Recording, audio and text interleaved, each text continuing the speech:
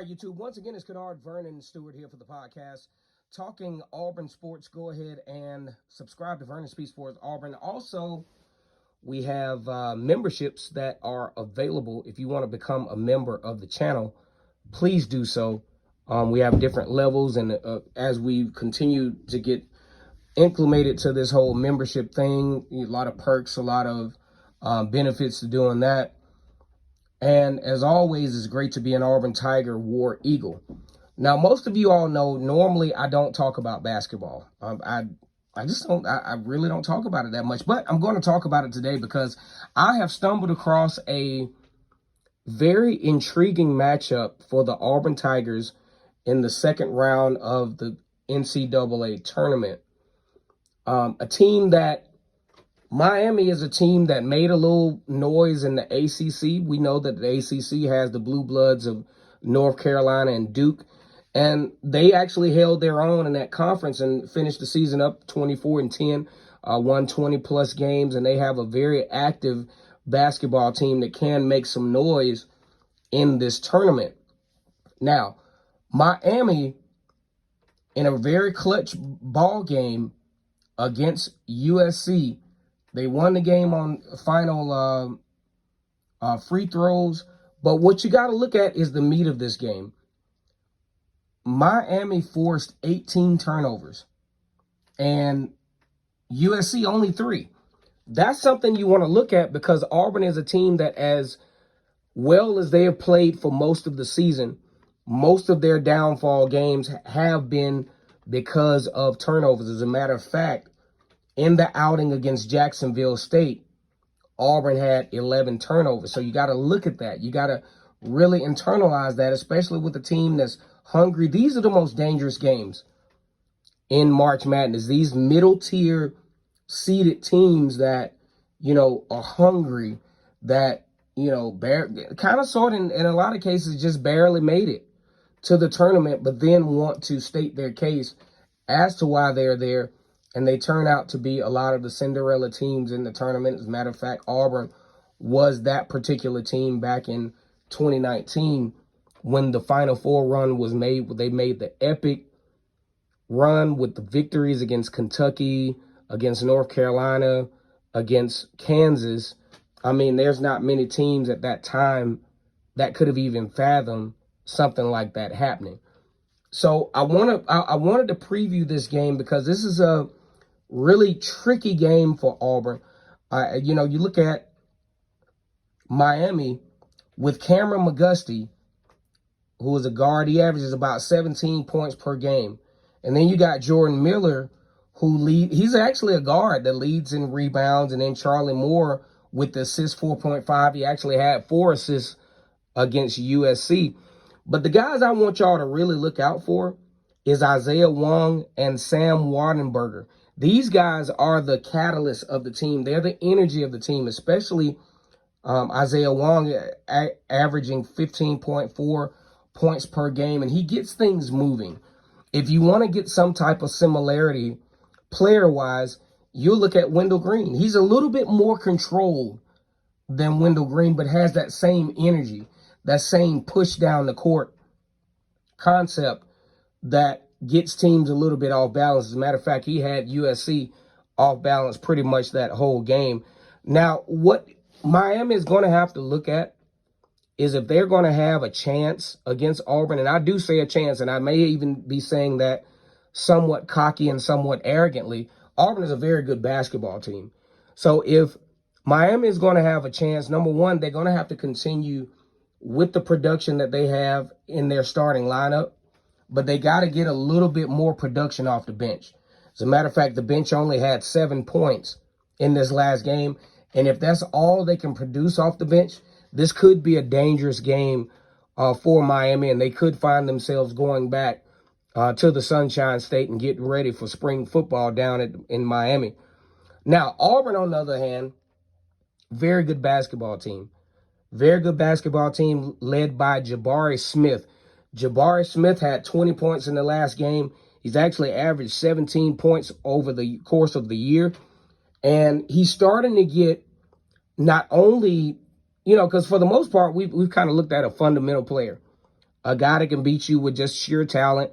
But now he's adding a little attitude to his game, and we're going to talk about that a little bit later on in this particular video. And one thing that you got to note is Auburn has a clear height advantage.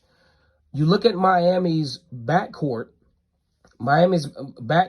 They're not too tall. The guards are not too tall. They probably average about 6'5". And then their front court, that you're looking at about 6'9.5" on average of the active players on the court. What does Auburn have to do to win this game? Number one, I saw some things in the Jacksonville State game. I don't think Bruce Pearl is going to harp on this too much, but even one of the commentators mentioned that he wished that he could see a little bit more inside game from Auburn, where they feed the post and Walker Kessler or Jabari Smith are able to do their thing. But that just doesn't seem to be Auburn's game at this point. If Auburn's going to win, if Auburn's going to win big, Auburn definitely has to shoot the three. It has to hit the three-point shot. That's something that they like to do. In the game against Texas A&M, some felt that they almost shot themselves out of the game, were down 20 points, and then had an opportunity to win the game late down the stretch, getting down to within a couple of possessions, but didn't win that game. And on a side note, it's just terrible that Texas A&M wasn't in the tournament. How does that happen? Texas A&M had the best stretch in the SEC. But the reason why is Texas A&M had a really bad losing streak in the middle of the season, where they lost to a lot of teams down that stretch, and that kind of, took away from their style points. But if Auburn's going to win this game, they're definitely going to have to, really be sound with the basketball. Miami is a team that's really good at creating turnovers. And with Zeb Jasper in the game, he doesn't really score a lot of points. But what he does do is he controls the game. He controls the ball. He doesn't turn the ball over a lot. He sets up a lot of great things. And then you got Wendell Green coming off the bench. I think that's a good move by Bruce Pearl. Having Wendell Green come off the bench, having Wendell Green being able to kind of survey what's going on in the game, and then he can come on as the sixth man. And I get it. Before I was a starter, I was actually a sixth man. And usually once I got in the game, I never came out. I was actually better at, kind of surveying the game and coming in and having that impact once I got in the game, having a chance to kind of settle down, because I was a little anxious and things of that nature. So I think Auburn really has to make sure that they control the basketball. I mean, they're going to turn the ball over. That's just what Auburn does. They turn the ball over. But you can't turn the ball over 18 times and expect to beat a pretty decent team. Also, you get that presence off the bench from Devin Cambridge, who does a really good job off the bench. And then you got Jalen Williams, who had a really good game, kind of sparked Auburn with some threes. He went out with injury, but it is expected that he will join the Tigers in this game against Miami. So how do I think this game will go? Now, the people in Vegas really don't trust Auburn to cover this game by double digits. They actually have Auburn winning this game by 7 points. They also have the over-under at 143 points. I think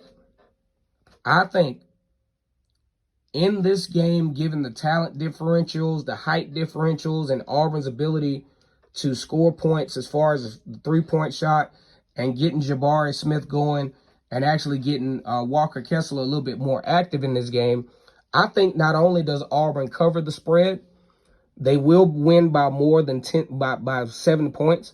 I actually got Auburn by 10 in this one, and I also have them with the over.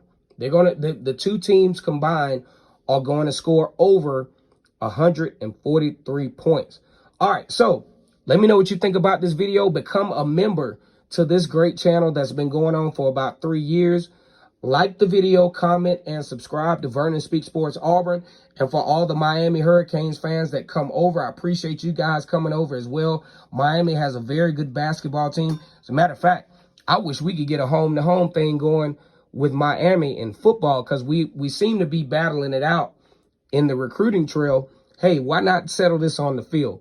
Like the video, comment, and subscribe to Vernon Speaks Sports Auburn. And as always, it's great to be an Auburn Tiger, War Eagle.